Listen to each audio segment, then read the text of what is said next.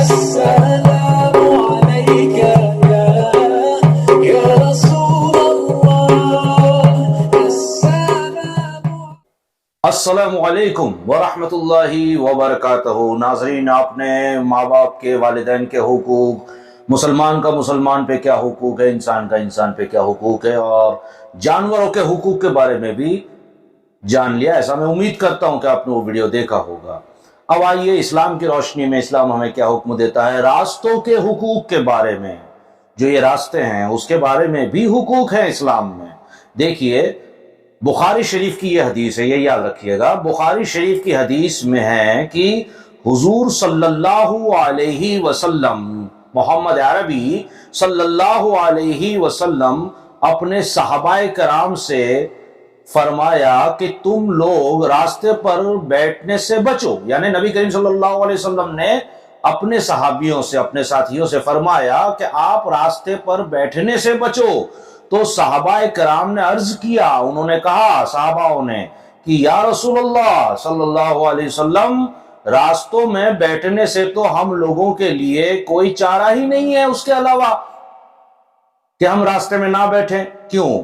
کیونکہ اس راستوں میں ہی تو بیٹھ کر ہم لوگ بات چیت کیا کرتے ہیں، اور کوئی چارہ بھی نہیں اور کوئی ٹھکانہ بھی نہیں ہے، تو راستے پر تو ہمیں بیٹھ کر بات چیت کرنی ہوگی۔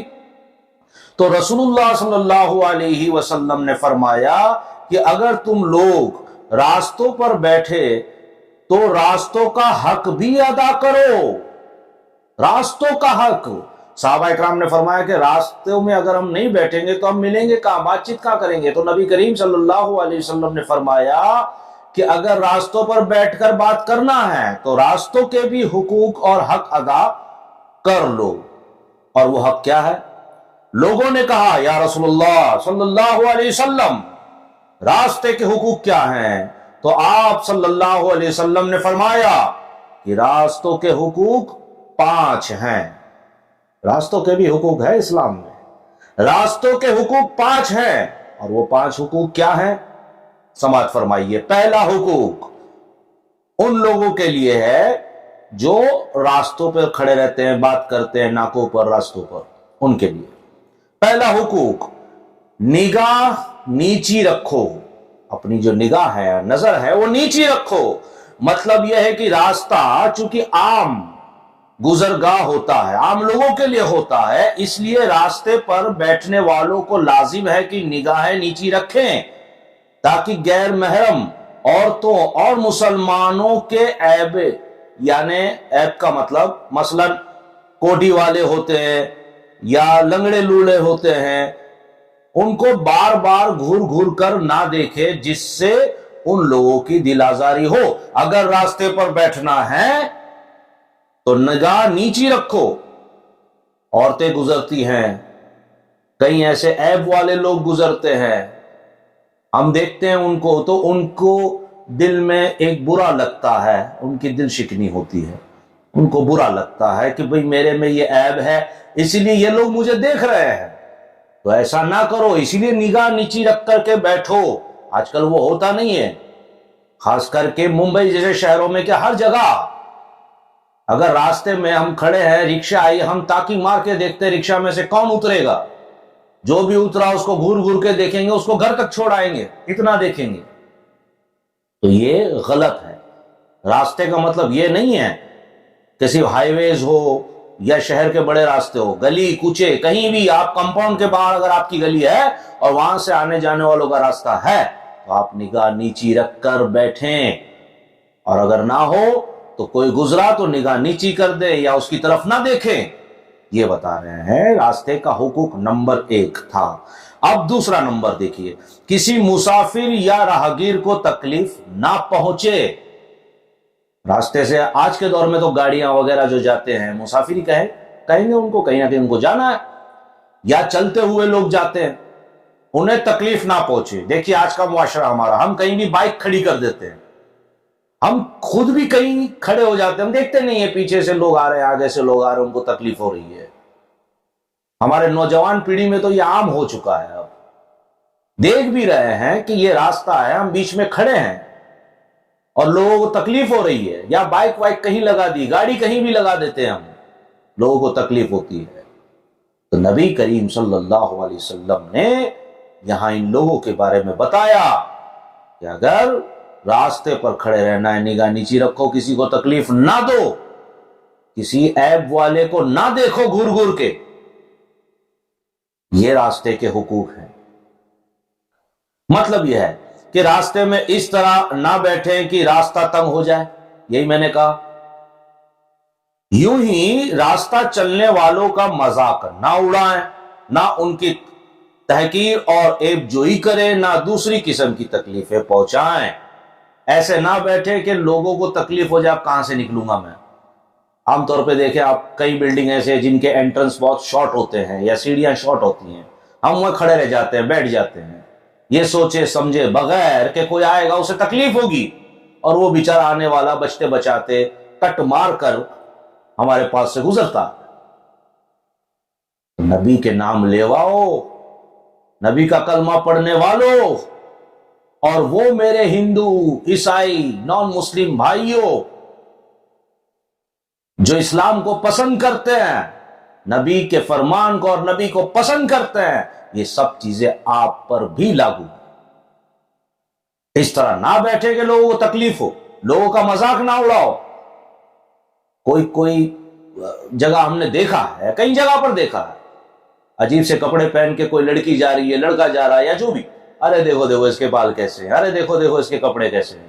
یہ مذاق نہ اڑائیں، یہ گناہ ہے اور نبی کے فرمان کے خلاف ہے، اللہ اس کے رسول کے فرمان کے خلاف اگر ہم کرتے ہیں تو وہ گناہ ہے۔ اور کسی کی عیب جوئی مت کیجیے۔ اگر کسی کی پینٹ پھٹی ہے، کسی کا شرٹ پھٹا ہے، کسی کے ہاتھ پیر نہیں ہیں، ہم مذاق کرتے ہیں، عیب جوئی کرتے ہیں۔ ہمارے بلڈنگ میں ہم کھڑے ہوتے ہیں، کوئی عیب والا ہی ہمارے بلڈنگ میں رہتا ہو، وہ جب ہمارے آس پاس سے گزرتا ہے تو ہم اپنے دوستوں کو کہتے ہیں یہ ایسا، یہ ویسا، اس کے گھر میں ایسا ہوا ویسا ہوا۔ نہیں، یہ گناہ کبیرہ ہے، ایسا نہ کریں۔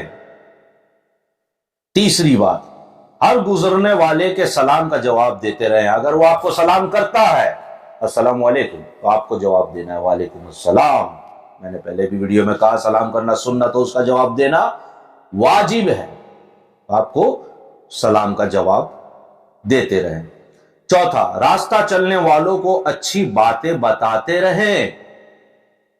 جو راستے میں کوئی جا رہا ہے، اب ہم تو اسے جانتے نہیں ہیں کون ہے وہ، لیکن اس نے حرکتیں ایسی کر دی جو بری تھی، جس سے ہمیں اور سبھی لوگوں کو تکلیف ہوتی یا برا لگتا۔ ہمیں چاہیے پیار محبت سے اس کے پاس جائیں، اس سے سلام کریں، ہاتھ ملائیں، اور پھر بڑی پیار اور محبت سے اسے کہیں کہ آپ یہ کر رہے ہیں وہ صحیح نہیں ہے، اکیلے میں لے جا کر کے یہ کہیں۔ دیکھیے،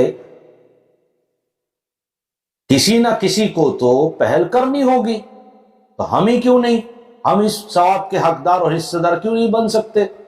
بالکل ہونا چاہیے۔ پانچواں، خلاف شریعت اور بری باتوں سے لوگوں کو منع کرتے رہیں۔ جو شریعت کے خلاف کام کرتے ہیں، راستوں میں چلنے والے لوگ، بعض مرتبہ آپ نے دیکھا ہوگا لڑکیوں کو چھیڑ رہے ہیں، کسی کو جو ہے وہ گھرا رہے ہیں، کسی کو مار رہے ہیں، ہارن پہ ہارن بجا رہے ہیں رات کے 12-1 بجے کے بعد، یہ سوچے سمجھے بغیر کہ آس پاس کے لوگ سو رہے ہیں۔ یہ سب جو ہے وہ شرع کے خلاف ہے، کیونکہ تکلیف پہنچتی ہے، اس لیے شریعت اس سے منع فرماتی ہے۔ تو ایسا کرنے والوں کو آپ روکیں۔ روکنے سے مراد نہیں ہے کہ یہ نہیں ہے کہ آپ دادا گیری کریں، روکنے کے طریقے ہوتے ہیں، سمجھانے کے طریقے ہوتے ہیں۔ مولا علی نے فرمایا کہ جس نے ایک کی اصلاح اکیلے میں کی، یعنی اصلاح کا مطلب سمجھتے ہیں آپ، اگر مجھ سے کوئی غلطی ہو گئی تو آپ اس غلطی کو سدھار رہے ہیں، اسے اصلاح کہتے ہیں۔ مولا علی نے فرمایا کہ کسی کی اصلاح آپ نے تنہائی یعنی اکیلے میں کی، اس کو اکیلے لے جا کر کے تو اسے سدھار دیا، لیکن اس کی اصلاح، اس کی غلطی کو سدھارنا، اگر آپ نے اسے 4 کے بیچ میں کیا اصلاح اس کی، تو آپ نے اس کو مزید اور زیادہ بگاڑ دیا۔ تو اسلام خوبصورت مذہب ہے، اس کے خوبصورت قانون ہیں۔ مسلمانوں، ہم بھی اسلام کو شاید اتنی اچھی طرح نہیں جان پائے ابھی تک. ہمارے لیے صرف نعرہ تکبیر، نعرہ رسالت تک اسلام رہ گیا ہے، نیاز نذرانوں تک اسلام رہ گیا ہے.